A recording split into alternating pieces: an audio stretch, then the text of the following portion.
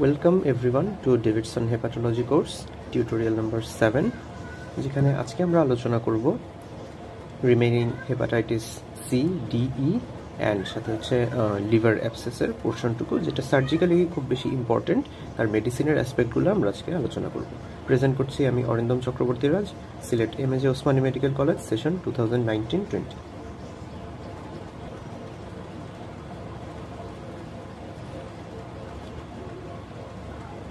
প্রথমেই আসি hepatitis C, hepatitis D and hepatitis E virus সম্পর্কে আমরা বেসিক থেকে শুরু করে একদম ক্লিনিক্যাল লেভেল পর্যন্ত কি কি জানব।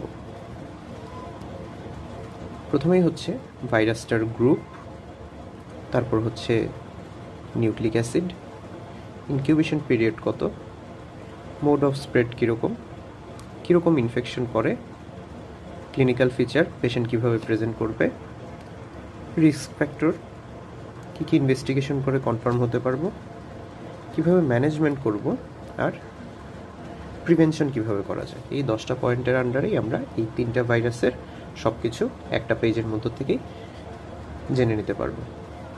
এখন আসি প্রথমে hepatitis C virus. Hepatitis C ভাইরাসের গ্রুপটা হচ্ছে ফ্ল্যাভি ভাইরাস, যেটার নিউক্লিক অ্যাসিড হচ্ছে single stranded RNA. Incubation period হচ্ছে 40 to 50 days, আর মোড অফ স্প্রেড হচ্ছে যারা ইন্ট্রাভেনাস ড্রাগ ইউজার তাদের ক্ষেত্রে এই স্প্রেডটা বেশি দেখা যায়। ব্লাডের মাধ্যমে হতে পারে, আনস্ক্রিনড ইনফেক্টেড ব্লাড, ভার্টিক্যালি ট্রান্সমিটেড হতে পারে, নিডল স্টিক ইনজুরি অ্যান্ড সেক্সুয়ালটা হচ্ছে আনকমন। টাইপ অফ ইনফেকশনের ক্ষেত্রে এটা মেইনলি ক্রনিক ইনফেকশন করে, কিন্তু অ্যাকিউট সিমটোমেটিক যে ইনফেকশনটা হয় সেটা রেয়ার, কারণ পেশেন্ট প্রথম অবস্থায় ইনফেকশন হলে কোনো ফিচার তেমন দেখা যায় না, অ্যাসিমটোমেটিক থাকে, তাই অ্যাকিউট ফিচারগুলো পাওয়া যায় না সাধারণত। যখন ক্রনিক হয়ে যায় ডিজিজটা, তখন গিয়ে ক্রনিক যে কমপ্লিকেশনের ফিচারগুলো ওইগুলো ডেভেলপ করে। তো এইখান থেকে আমরা ক্লিনিক্যাল ফিচারগুলো বলে ফেলতে পারি। পেশেন্ট অ্যাসিমটোমেটিক থাকবে, আনওয়্যার আনটিল ক্রনিক। যতদিন না ক্রনিক হচ্ছে ততদিন পর্যন্ত পেশেন্ট বুঝতে পারবে না তার হেপাটাইটিস সি ভাইরাসের ইনফেকশনটা হয়েছে। এটা মেইনলি ইনসিডেন্টাল ডায়াগনোসিস হয় যখন অ্যাবনর্মাল লিভার ফাংশন টেস্টগুলো পাওয়া যায়। কমপ্লিকেশনের ফিচার কি কি? 70% কেসে আমাদের ক্রনিক হেপাটাইটিস এটা টার্ন করে। এখন একটা টপিক হচ্ছে যে হেপাটাইটিস বি, সি দুইটাই হচ্ছে ক্রনিক ইনফেকশন করে following an acute infection. Acute ইনফেকশনটা হেপাটাইটিস বির ক্ষেত্রে প্রমিনেন্ট, বাট অ্যাকিউট কোনো ফিচার হেপাটাইটিস সির ক্ষেত্রে পাওয়া যায় না। এটার ক্রনিক ফিচারটাই মেইনলি দেখা যায়। ক্রনিক হেপাটাইটিসের কমপ্লিকেশন হিসাবে 20% কেসে লিভার সিরোসিস অ্যান্ড 2 to 5% কেসে হেপাটোসেলুলার কার্সিনোমা ডেভেলপ করে। এখন একটা হেপাটাইটিস সি ভাইরাস ইনফেকশনের ক্রনিসিটি হেপাটাইটিস বির থেকে অনেক বেশি। এটার কারণটা আমরা পরবর্তী পেজে ডিসকাশন করব। এখন রিস্ক ফ্যাক্টরের মধ্যে হচ্ছে যারা মেল জেন্ডার, যাদের ইমিউনোসাপ্রেশন রয়েছে, লাইক যদি এইচআইভি ভাইরাসের সাথে কোইনফেক্টেড থাকে হেপাটাইটিস সি, ডায়াবেটিস মেলাইটাস, তারপর হচ্ছে অ্যানি কাইন্ড অফ ম্যালিগনেন্সি, তারপর হচ্ছে যাদের প্রোথ্রম্বোটিক স্টেট থাকে, আর হেভি অ্যালকোহল মিসইউজ যারা করে তারা হচ্ছে রিস্ক ফ্যাক্টরের মধ্যে পড়বে। এখন ডিসকাস করি ইনভেস্টিগেশন নিয়ে। কী কী ইনভেস্টিগেশন আমরা করতে পারি হেপাটাইটিস সি ভাইরাসের ক্ষেত্রে। সেরোলজি করতে পারি। সেরোলজিতে আমরা হেপাটাইটিস সি ভাইরাসের অ্যান্টিবডিটা ডিটেক্ট করব, যেটা হচ্ছে এলাইজা দিয়ে ডিটেক্ট করব, অথবা এনজাইম লিঙ্কড ইমিউনোসলভেন্ট এসে দিয়ে ডিটেক্ট করতে পারি। এটা হচ্ছে একটু লেটে 6 to 12 উইকস লেটার পাওয়া যায়, আর যেটা পারসিস্ট করে মোটামুটি লাইফ টাইম। ভাইরোলজি করতে পারি। ভাইরোলজির আন্ডারে হচ্ছে হেপাটাইটিস সি ভাইরাসের আরএনএটা ডিটেক্ট করতে পারি, যেটা অ্যান্টিবডির চেয়ে আগেই পাওয়া যায় 2 to 4 weeks later after infection, আর এইটাই ইন্ডিকেট করে অ্যাক্টিভ ইনফেকশন। মলিকুলার স্টাডি করতে পারি। মলিকুলার স্টাডির মধ্যে হচ্ছে হেপাটাইটিস সি ভাইরাসের 6টা ভাইরাল জেনোটাইপ আছে। এর মধ্যে মোস্ট কমন কোনটা? টাইপ 1টা মোস্ট কমন। এই জেনোটাইপিংটা আমরা কেন করি? ওই স্পেসিফিক ভাইরাসের জেনোটাইপের ট্রিটমেন্টের রেসপন্সটা দেখার জন্য কোনটার ক্ষেত্রে বেটার হচ্ছে। তারপর আসি liver function test. Liver function টেস্টটা নর্মালি ট্রান্স অ্যামাইনেজ লেভেলটা 50 to 200 ইউনিট পার লিটার থাকে, আমরা নর্মাল বা ফ্লাকচুয়েটিং বলতে পারি। তারপর আসি মোস্ট ইম্পর্টেন্টলি ফাইব্রোসিস। যেহেতু এটা একটা ক্রনিক ইনফেকশন আর হেপাটাইটিস বির তুলনায় সিটা হচ্ছে ক্রনিসিটি বেশি করে, তাই যত ক্রনিক ইনফ্লামেশন তত বেশি ফাইব্রোসিস। এখন এই যে ফাইব্রোসিসের ইন্ডিকেটর আমরা কি দিয়ে বুঝতে পারবো? ট্রানজিয়েন্ট ইলাস্টোগ্রাফি একটা টেস্ট আছে, নন ইনভেসিভ ফাইব্রোস্ক্যান যেটাকে FIB4 স্কোরিংও বলে। এটাতে আলট্রাসাউন্ড দিয়ে একদম নন ইনভেসিভলি দেখা হয় যে একটা লিভারের কতটুকু পোর্শন ফাইব্রোসিস হয়ে গেছে আর কতটুকু এখনও হেলদি রয়েছে। তারপরে আমরা AST platelet ratio index or APRI score এটা করতে পারি, আর লিভারের বায়োপসি করতে পারি ফাইব্রোসিসের লেভেল দেখার জন্য, অ্যান্ড অল্টার্ড হিস্টোলজিটা দেখার জন্য, সাথে হিস্টোপ্যাথোলজি করতে পারি যদি সাসপেক্টেড হেপাটোসেলুলার কার্সিনোমা হয়। এখন ডিসকাস করি ম্যানেজমেন্ট। আমরা নর্মালি সাপোর্টিভ ট্রিটমেন্ট দিব। তারপর হচ্ছে ডিরেক্টলি অ্যাক্টিং অ্যান্টিভাইরাল ড্রাগস কিছু আছে, যেগুলোর হচ্ছে কয়েকটা ড্রাগ একসাথে মিলে একটা কম্বিনেশন পিল ইউজ করা হয়, যেখানে আমরা ড্রাগটা ওরালি নিতে পারি। 2013 সালের আগ পর্যন্ত মোটামুটি আমাদের অ্যান্টিভাইরাল ড্রাগসের সাথে পেজাইলেটেড ইন্টারফেরনটা ইউজ করা হতো, যেটা আমরা গত লেকচারে পড়েছি যে এটার সাইড এফেক্ট অনেক বেশি, কিউর রেটটাও অনেক কম। তো এইটা এখন আর ইউজ করা হয় না। পেজাইলেটেড ইন্টারফেরন ফ্রি একটা রেজিমেন আছে, যেটা হচ্ছে ডিরেক্টলি অ্যাক্টিং অ্যান্টিভাইরাল ড্রাগস, এটার কম্বিনেশন পিলটা ইউজ করা হয়। এটার শর্টার ডিউরেশন দেন প্রিভিয়াস, আর এটার ডোজেস রেজিমেন হচ্ছে once daily for 8 to 12 weeks. প্রতিদিন একটা করে কম্বিনেশন পিল 8 থেকে 12 সপ্তাহ ধরে। তো এটার অ্যাডভান্টেজটা কি? এটার সাস্টেন্ড ভাইরোলজিক্যাল রেসপন্সটা অনেক বেশি, কিউর রেটটাও সাথে অনেক বেশি, আর সাইড এফেক্টগুলো অনেক কম। এখন মনে হতে পারে সাস্টেন্ড ভাইরোলজিক্যাল রেসপন্স বা SVR টার্মটা কি?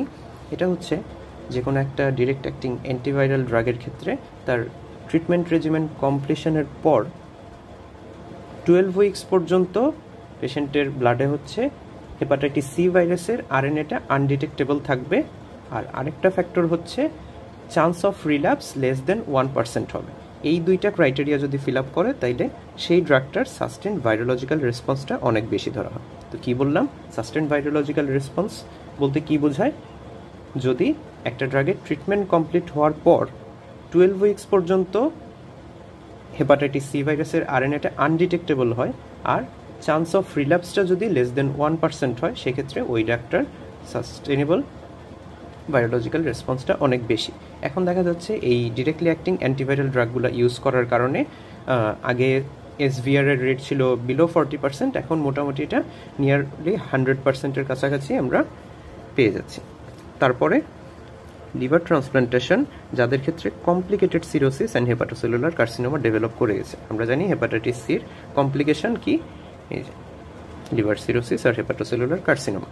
আর এটার একটা অসুবিধা হচ্ছে লিভার ট্রান্সপ্লান্টেশনের পরেও ট্রান্সপ্লান্টেড লিভারেও 5 বছরের মধ্যে এটা হেপাটাইটিস সি ভাইরাসটা ইনফেক্ট করতে পারে। এটার কোনো প্রিভেনশন নেই, এর জন্যই এটার ক্রনিসিটিটা এত ডেঞ্জারাস। এখন আসি হেপাটাইটিস ডি অ্যান্ড ই ভাইরাসের ক্ষেত্রে সবগুলো ট্রেটই সেম থাকবে, আমরা জাস্ট টার্মগুলো মেনশন করে যাব।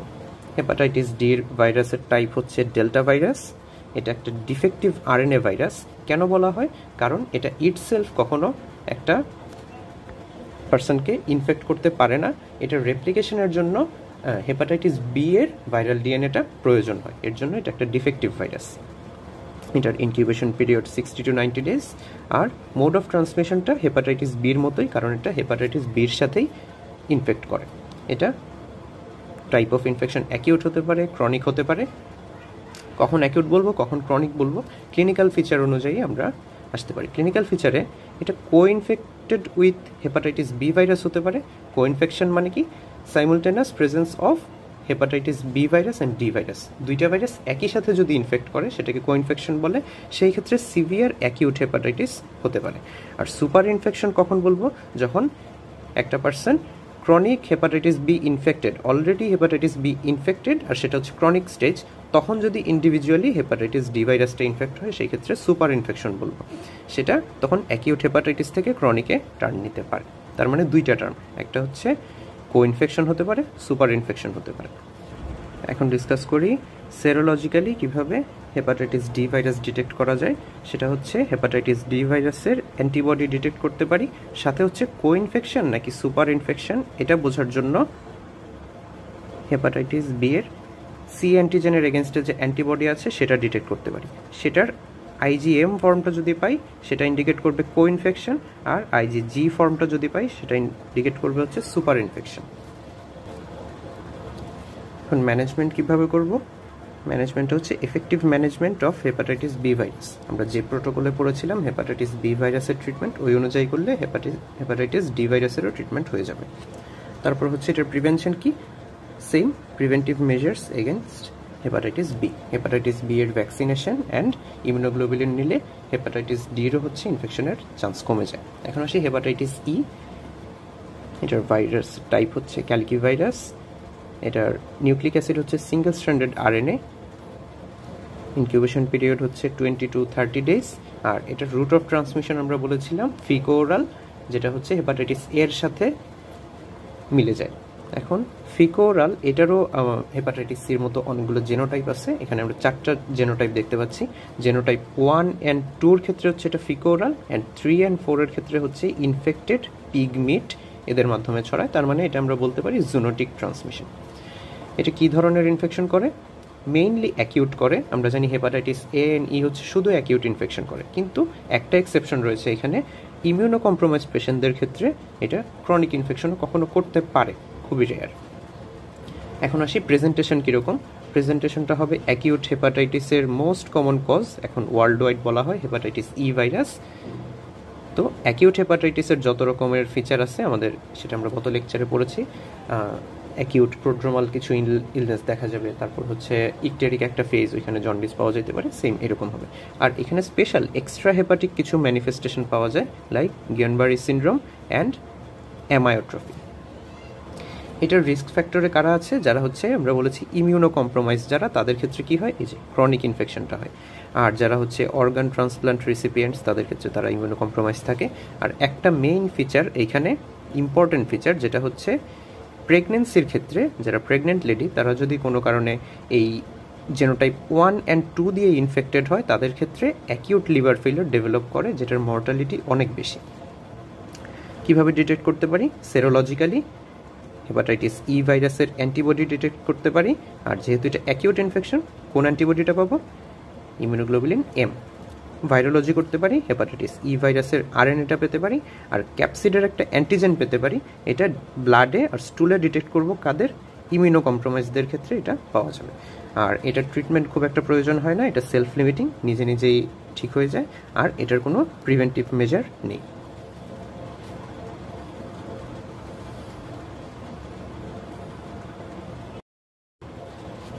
এখন দেখি একটা হেপাটাইটিস সি ভাইরাস কিভাবে একটা হেপাটোসাইটকে ইনফেক্ট করছে।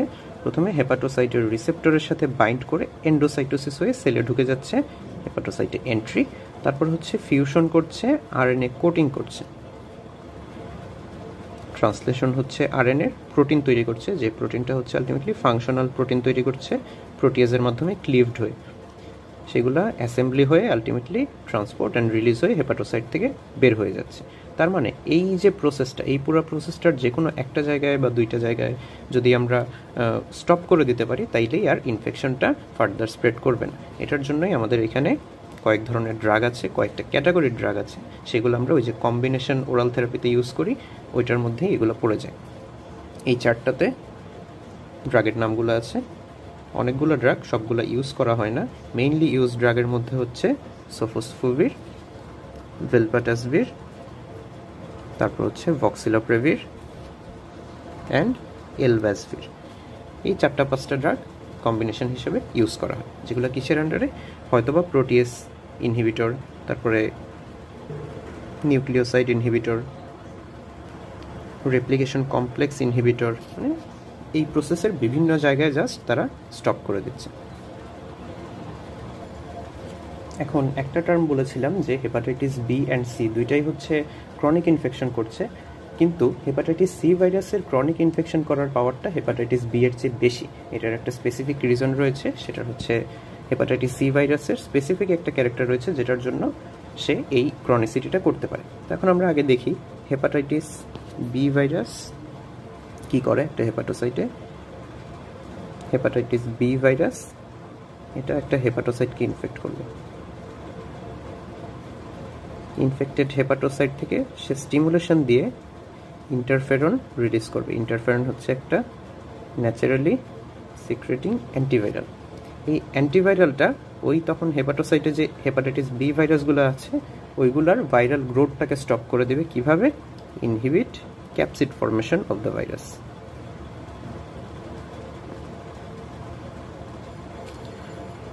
ভাইরাসের ক্যাপসিডটা ফর্ম না হলে কি হবে? ভাইরাল গ্রোথটা স্টপ হয়ে যাবে।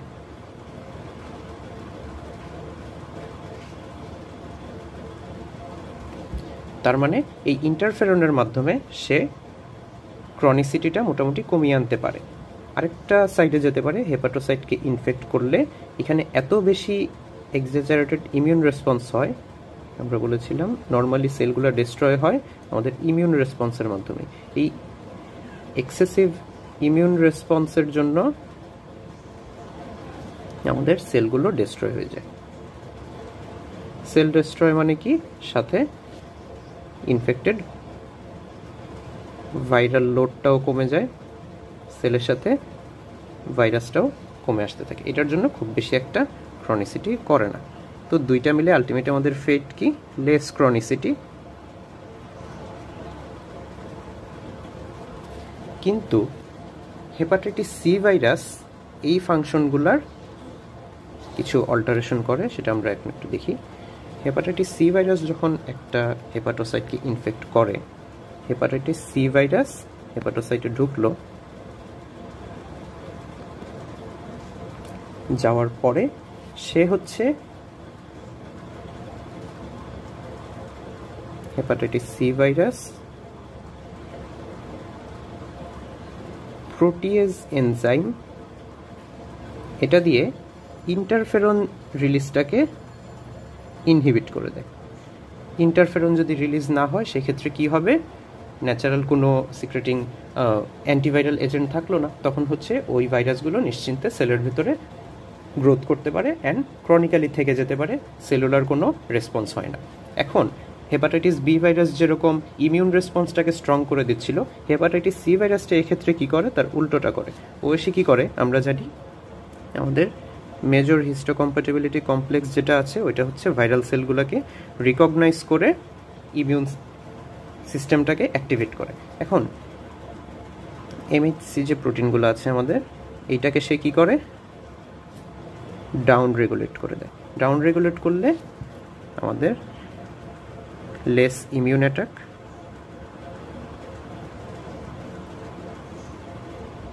ইমিউন অ্যাটাকটা কম হলে সেক্ষেত্রে কি হবে? সেল ড্যামেজটা কম হবে আর ভাইরাল ক্লিয়ারেন্সটাও কমে যাবে। এই ভাইরাল ক্লিয়ারেন্স যদি কমে যায় সেই ক্ষেত্রে হেপাটাইটিস সি ভাইরাসটা পারসিস্ট করবে বেশি দিন হেপাটোসাইটে, কোনো ড্যামেজ না করে। এর জন্যই আমরা বলেছিলাম যে হেপাটাইটিস সির ক্ষেত্রে কোনো অ্যাকিউট ইনফেকশন হয় না, কারণ কোনো সেলুলার ড্যামেজ হয় না, যে কারণে হেপাটাইটিস সি ভাইরাসটা নিশ্চিন্তে পারসিস্ট করে যায় আর মোর ক্রনিসিটি করে দেন হেপাটাইটিস বি। এখন আমরা কথা বলবো লিভার অ্যাবসেস টপিকটা নিয়ে। এটার কী কী টাইপ আছে, কী কী কজ আর প্যাথোজেনেসিসটা কীভাবে হয়, আর এটার আলটিমেট ফেটগুলো কী কী রিস্ক ফ্যাক্টর আছে, ক্লিনিক্যাল ফিচার কী, ইনভেস্টিগেশন কী করব, আর তার কারেসপন্ডিং ফাইন্ডিংস কী পাবো, আর আলটিমেটলি ম্যানেজমেন্ট কীভাবে করব। এখন আসি লিভার অ্যাবসেসের দুইটা টাইপ। একটা হচ্ছে অ্যামিবিক, অথবা এটাকে প্রোটোজোয়ালও বলে অথবা হাইড্রাটিডও বলে। আর আরেকটা টাইপ হচ্ছে পায়োজেনিক বা ব্যাকটেরিয়াল ইনফেকশন হলে, যেটা হচ্ছে অ্যামিবিকের তুলনায় একটু লেস কমন। এখন আসি কী কী কজ আর কীভাবে প্যাথোজেনেসিস করে। বিলিয়ারি অবস্ট্রাকশন যদি কোনো কারণে হয়, কিসের জন্য হতে পারে? কোলানজাইটিসের জন্য। সেটা হচ্ছে অ্যাসেন্ডিং ইনফেকশন করে, আর এই অ্যাসেন্ডিং ইনফেকশনটা হচ্ছে পলিমাইক্রোবিয়াল, অনেকগুলো ব্যাকটেরিয়া মিলে একসাথে ইনফেকশন করবে। সেটার আন্ডারে কী কী আছে? ইশ্চেরেশিয়া কোলাই, ক্লেপশিলা নিউমোনি, স্ট্রেপ্টোকক্কাস মিলেরি অ্যান্ড ব্যাকটেরয়েডস। তারপরে হেমাটোজেনাস স্প্রেড হতে পারে ইনফেকশনের পোর্টাল ভেইন দিয়ে আসে কি কোনো মেসেন্টারিক ইনফেকশন যদি হয় সেটা পোর্টাল ভেইন দিয়ে লিভারে চলে আসবে, আর যদি সিস্টেমিক সার্কুলেশনে ব্যাকটেরিমিয়া হয় সেটা হেপাটিক আর্টারি দিয়ে লিভারে এসে অ্যাবসেস ফর্ম করবে। ডিরেক্ট এক্সটেনশন হতে পারে কোলেসিস্টাইটিস আর গল ব্লাডার যদি কোনো এমপাইমা হয় সেখান থেকে ডিরেক্ট এক্সটেন্ড করে লিভারে গিয়ে সেটা অ্যাবসেস ফর্ম করতে পারে। আর যদি কোনো ট্রমা হয় পেনিট্রেটিং বা non penetrating infection of liver tumour and cyst, এগুলো লেস কমন। মেইনলি হচ্ছে বিলিয়ারি অবস্ট্রাকশন, হেমাটোজেনাস আর ডিরেক্ট এক্সটেনশন, এই দুইটাই হচ্ছে মেইন কজ। আর ইনফেকশনগুলো কি মেইনলি পলিমাইক্রোবিয়াল। এখন আর সেটার ফেট কী হতে পারে? এটা হয় স্পন্টানিয়াস রেজলিউশন করে যাবে অথবা কিছু ফেটাল কমপ্লিকেশন ডেভেলপ করবে। যদি আনট্রিটেড থাকে সেক্ষেত্রে এটা রাপচার হয়ে যেতে পারে। রাপচার হয়ে অ্যাবসেসের কন্টেন্টটা পেরিটোনিয়ামে স্প্রেড করে পেরিটোনাইটিস করতে পারে। পেরিটোনাইটিস থেকে ফার্দার সেপ্টিসেমিয়া হতে পারে, আর হেমাটোজেনা স্প্রেড করে ডিস্ট্যান্ট অর্গানে ছড়ায় যেতে পারে ইনফেকশনটা। এখন এটার রিস্ক ফ্যাক্টর কারা? এটার কিন্তু বেশ হাই একটা মর্টালিটি রেট আছে, 5 to 25% কেসে। এটা কাদের ক্ষেত্রে বেশি মর্টালিটি হয়? যাদের মাল্টিপল অ্যাবসেস থাকে, অনেকগুলো। তারপরে হচ্ছে যারা একটু immuno compromised, like HIV infection, তারপরে হচ্ছে ম্যালিগনেন্সি, টিউবারকুলোসিস, ডায়াবেটিস মেলাইটাস, তারপর আন্ডারলাইন কোনো কোমরবিডিটি যদি থাকে, কোনো লিভার ডিজিজ থাকে। তারপরে হচ্ছে আর ডায়াগনোসিসটা যদি ডিলেইড হয় সেক্ষেত্রে অনেক সময় অ্যাবসেসের এটা অনেক স্প্রেড করে যায়। এখন ক্লিনিক্যাল ফিচার কি? জেনারেলি পেশেন্টটা অনেক ইল থাকবে, হাই গ্রেড ফিভার থাকবে উইথ রাইগর। আমরা জানি কোনো অ্যাবসেস এই ধরনের থাকলে পাসের কারণে একটা ফিভারের সাথে আমরা রাইগরের ফিচার পাই, এটা হচ্ছে মোটামুটি ডেফিনেটিভ। তারপর হচ্ছে ওয়েট লস হবে পেশেন্টের, আর রাইট আপার কোয়াড্রেন্টে প্লুরাইটিক পেইন হবে যেটা রাইট শোল্ডারে রেডিয়েট করবে, আর টেন্ডার হেপাটোমেগালি থাকতে পারে 50% পেশেন্টের ক্ষেত্রে। এখন আসি ইনভেস্টিগেশন কী করব আর ফাইন্ডিংস কী পাবো। কমপ্লিট ব্লাড কাউন্ট করলে আমরা নিউট্রোফিলিক লিউকোসাইটোসিস পাবো, কারণ হচ্ছে আমরা পায়োজেনিক বা ব্যাকটেরিয়াল অ্যাবসেসটা নিয়েই ডিল করছি এখন। সেটার ক্ষেত্রে আমরা জানি ব্যাকটেরিয়াল ইনফেকশনে নিউট্রোফিল কাউন্টটা ইনক্রিজ হয়, তাই কমপ্লিট ব্লাড কাউন্টে নিউট্রোফিলিক লিউকোসাইটোসিস। লিভারের ইমেজিং করে দেখতে পারি, সেটা আলট্রাসোনোগ্রাম করলে 80% ক্ষেত্রে অ্যাকুরেট, আর সিটি স্ক্যান উইথ কন্ট্রাস্ট যদি করি সেটা 95% ক্ষেত্রে আমাদের রিলায়েবল। তারপর হচ্ছে ultrasound guided needle aspiration of pus করতে পারি। এই পাসটাকে আমরা কালচার অ্যান্ড সেন্সিটিভিটি করে পলিমাইক্রোবিয়াল ইনফেকশন নাকি সিঙ্গেল কোনো অর্গানিজম দিয়ে হয়েছে এটা আইডেন্টিফাই করতে পারি, আর ওই অনুযায়ী ট্রিটমেন্ট দিতে পারি। এখন আমরা জানি অ্যালকালাইন ফসফেটেস একটা এনজাইম, যেটা হচ্ছে বিলিয়ারি কোনো অবস্ট্রাকশন। এই যে বিলিয়ারি অবস্ট্রাকশন জনিত কোনো কজে যদি হয়, তার মানে বিলিয়ারি ট্র্যাক্ট ইনজুরি হলে অ্যালকালাইন ফসফেটেসটা ইনক্রিজ করবে, সেরাম অ্যালবুমিনটা লো পেতে পারি। ব্লাড কালচার করে পজিটিভ পাওয়া যায় ইন কেস অফ 50 to 80% কেসে ব্লাড কালচারে পজিটিভ রেজাল্ট আসে যদি ব্যাকটেরিয়া সেপ্টিসেমিয়া এগুলো হয়ে যায়। আর চেস্ট এক্সরেতে কিছু ফাইন্ডিং পাবো, যেটা হচ্ছে যেহেতু আমাদের রাইট লাংটা হচ্ছে অ্যাডজেসেন্ট টু লিভার, সেটার কারণে যদি ইনভলভ করে রাইট ডায়াফ্রামটা একটু রেস্ট পাবো টেন্ডার হেপাটোমেগালি থাকলে, আর হচ্ছে লাংটা কলাপস করতে পারে, আর রাইট লাংয়ে বেজাল কিছু ইফিউশন পেতে পারি, যেটার ফিচার আমরা রেডিওলজিক্যালি দেখতে পারবো। এখন হচ্ছে ম্যানেজমেন্ট কিভাবে করব। এম্পেরিক্যাল অ্যান্টিবায়োটিক ট্রিটমেন্ট দিতে পারি। আমাদের আলট্রাসোনোগাইডেড নিডল অ্যাসপিরেশন করে কালচার সেন্সিটিভিটি রিপোর্ট আসা পর্যন্ত আমরা এম্পেরিক্যাল একটা ট্রিটমেন্ট বেস্ট গ্যাস থেরাপি হিসাবে দিতে পারি। কি অ্যাম্পিসিলিন, জেন্টামাইসিন অ্যান্ড মেট্রোনিডাজল, এই তিনটা অ্যান্টিবায়োটিকের কম্বিনেশন পেশেন্টকে দিতে পারি। এখন এই তিনটা এম্পেরিক অ্যান্টিবায়োটিক ট্রিটমেন্টের কোন অ্যান্টিবায়োটিকটা কোন ধরনের ব্যাকটেরিয়ার এগেনস্টে কাজ করবে? অ্যাম্পিসিলিনটা যেহেতু একটা পেনিসিলিন জাতীয় অ্যান্টিবায়োটিক, এটা হচ্ছে গ্রাম পজিটিভ ব্যাকটেরিয়ার এগেনস্টে কাজ করবে। জেন্টামাইসিনটা হচ্ছে আমাদের অ্যামিনোগ্লাইকোসাইড, যেটা হচ্ছে অ্যারোবিক অর্গানিজমের এগেনস্টে কাজ করবে। আর মেট্রোনিডাজলটা কাজ করবে আমাদের যত অ্যানারোবিক ইনফেকশন আছে ওইগুলোর এগেনস্টে। তারপর হচ্ছে percutaneous aspiration under ultrasono guidance, কাদের ক্ষেত্রে? লার্জ অ্যান্ড অ্যান্টিবায়োটিকে যারা আনরেসপন্সিভ টু অ্যান্টিবায়োটিক, আর যাদের লার্জ একটা অ্যাবসেস আছে তাদের ক্ষেত্রে percutaneous aspiration under ultrasono guidance. আর হচ্ছে এন্ডোস্কোপিক ড্রেনেজ করতে পারে যদি বিলিয়ারি অবস্ট্রাকশন থাকে, আর হেপাটিক রিসেকশন করতে পারে যদি ক্রনিক পারসিস্টেন্ট অ্যাবসেন্স থাকে, অনেক দিন ধরে অ্যাবসেসটা পারসিস্ট করছে। সেটার আরেকটা নাম কি?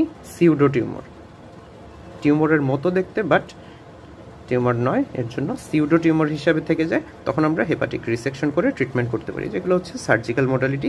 মেইনলি অ্যান্টিবায়োটিক ট্রিটমেন্টটা সম্পর্কেই জানতে হবে, যে এম্পেরিক্যাল হিসেবে অ্যাম্পিসিলিন, জেন্টামাইসিন অ্যান্ড মেট্রোনিডাজোলের কম্বিনেশন দেওয়া হয়। তো এইটুকুই হচ্ছে লিভার অ্যাবসেস সম্পর্কে জানতে হবে। তো আমরা আজকের টপিকে দেখলাম hepatitis C, D and E virus সম্পর্কে একটা পেজের মধ্যেই 3টা ভাইরাসের কম্পারেটিভ একটা ওভারভিউ নিলাম। আর লিভার অ্যাবসেসও আমরা পায়োজেনিক পার্ট যেটুকু আছে এটার মেডিকেল অ্যাসপেক্টটা সম্পর্কে জানলাম। So thank you for your patience.